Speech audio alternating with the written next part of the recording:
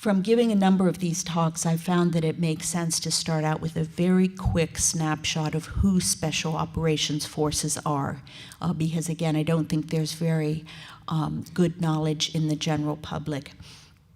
They have grown tremendously since 9/11, doubled in size. There are now 33,000 special operators, and this is uniformed special operators.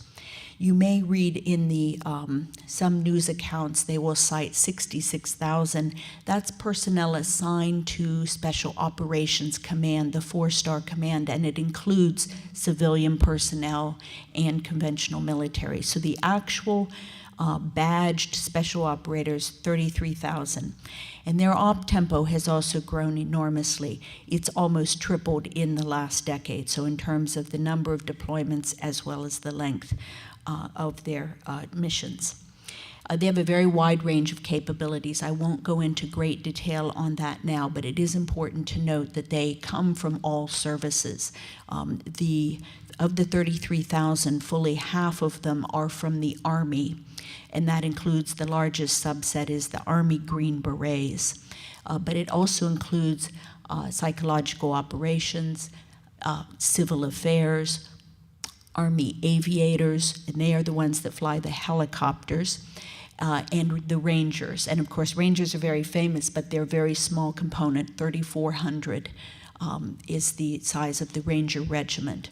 The famous Navy SEALs, also very small. They have the Special Warfare Combat Crewmen that make up part of Naval Special Warfare. So in total, the Navy component is about 9,000.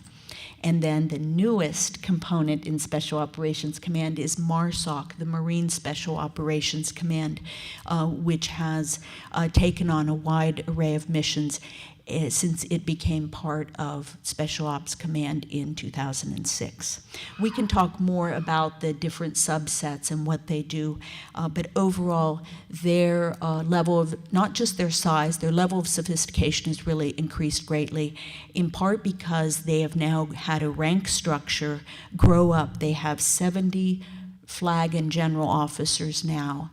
Before, there was just a handful. You could count the number of generals or admirals on 2 hands. So they've really grown up now as a community with leadership. That leadership is thinking very deeply about what is our impact beyond the tactical operator level, and what do we need to do to be contributing at the operational and strategic level of war.